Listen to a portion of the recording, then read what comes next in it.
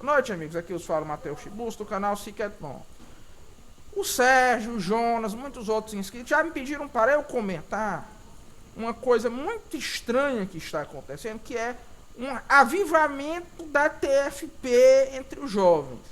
E por TFP, ignorando uma certa controvérsia jurídica que existe sobre qual é a instituição que sucede legalmente a TFP, por TFP, eu me refiro aqui ao Instituto Plínio Corrêa de Oliveira, que eu acho que é o grupo que melhor corresponde à antiga TFP, certo?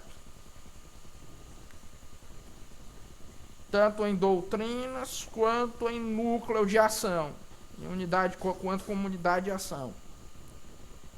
E vejam, por que a TFP voltou a se expandir? Porque ela tem inúmeros canais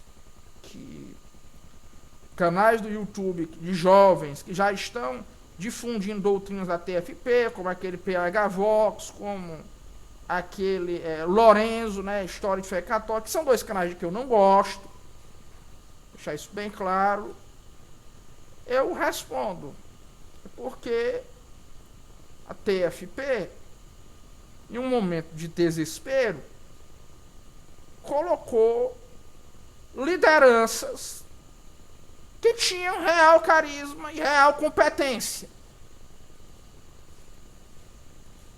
para chefiar o debate público do movimento. Por exemplo, historicamente, o critério para alguém ter proeminência na TFP era o quão importante era a família de alguém. E nisso você colocava muitos medíocres lá no comando, inclusive em papel de projeção. Isso afastava as pessoas. Também afastava as práticas que o Orlando Fedeli falava, né? Mas não quero tocar aqui quanto a esse ponto, né? Que eu acho que ele demonstrou isso muito bem, certo? Que isso existia.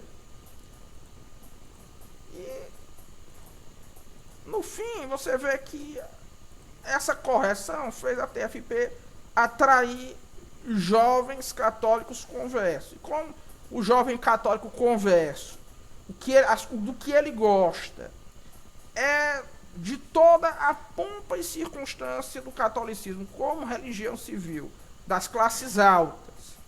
E a TFP faz toda uma mistificação dessa elite brasileira, isso que o Plínio Corrêa de Oliveira chama de elites análogas à nobreza. Isso acabou fisgando muitos jovens do Rio e de São Paulo. De modo que parece que a TFP está em voga. Não sei se é uma voga passageira ou não, certo? Mas parece que ela está em voga entre os jovens, certo? Se isso vai salvá-la de um colapso total, eu não sei. Confesso que não entendo muito bem. É algo que eu não tenho informações para saber disso. Então, o que é que acontece? Se vocês forem ver bem, isso é uma tendência da qual eu não gosto. Até você não gosta dessa tendência? Não. Em primeiro lugar, porque eu acho que o Plínio Corrêa de Oliveira não tem mais nada a ensinar. Eu acho o Plínio Corrêa de Oliveira muito fraco teoricamente, certo? Acho que as análises dele são análises que não tem muito a nos ensinar. Quase nada. Inclusive eu acho que esse programa dele de reabilitação, que ele chama de elites análogas à nobreza no Brasil e de transformação delas em um componente contra-revolucionário é algo frustrado, porque as elites brasileiras estão todas envolvidas, as elites análogas brasileiras estão envolvidas, ao meu ver, até o seu âmago com a esquerda brasileira. O que você mais vê são membros de elites análogas, entre aspas, ligados à esquerda. Acho que, por exemplo, todas as elites análogas do Nordeste quase estão de lealdade jurada ao PT. Ou seja, é uma coisa que essa pauta acho que não faz sentido, e a pauta mais interessante do Plínio Corrêa de Oliveira, certo? Ao meu ver. Sim, vai vir alguém dizer que o Plínio Corrêa de Oliveira é respeitado por intelectuais sérios, certo? Que eu vou dizer até quem são, principalmente o Plínio Corrêa de Oliveira é muito respeitado por intelectuais, pela intelectualidade católica italiana, né? Sim, eu sei que ele é respeitado por Roberto De Mattei, por Massimo Introvini, né? Por Rocco Buttiglione. Eu sei que esse tipo de intelectual, que são intelectuais sérios, gostam do Plínio Corrêa de Oliveira e tem o Plínio Corrêa de Oliveira como referencial teórico, certo? Mas eu não vejo algo de interessante na obra dele e nem na abordagem dele. E eu acho que essa abordagem do Plínio Corrêa de Oliveira é algo que muito mais afasta as pessoas da igreja do que traz para si, do que ela muito mais espalha do que ajunta. Então, assim, eu sinceramente não vejo o que poderia haver de interessante nesse retorno da TFP. Certo?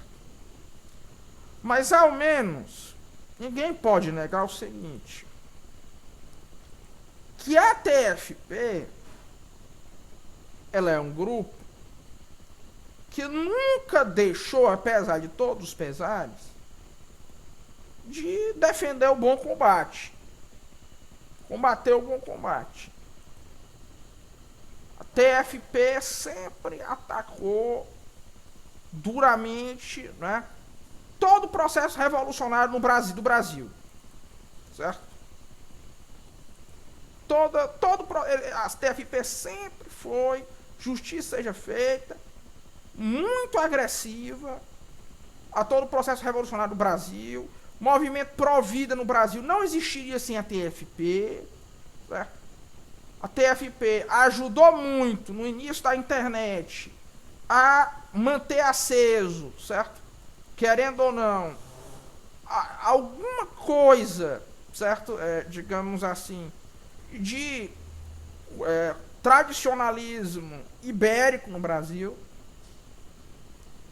Mas teve uma hora em que os benefícios se esgotaram. De modo que eu não vejo nesse retorno da TFP algo muito positivo para o Brasil. Certo? Eu acho que o setor brasileiro do catolicismo tradicionalista histórico é algo que nós não deveríamos tentar resgatar. Esse negócio de TFP, porque o catolicismo tradicionalista brasileiro sempre teve uma tendência às coisas mais toscas. Certo? Por exemplo, esse aspecto carnavalesco da TFP, essas bizarrices da TFP. O conclavismo começou no Brasil, isso é uma coisa pouco falada, né?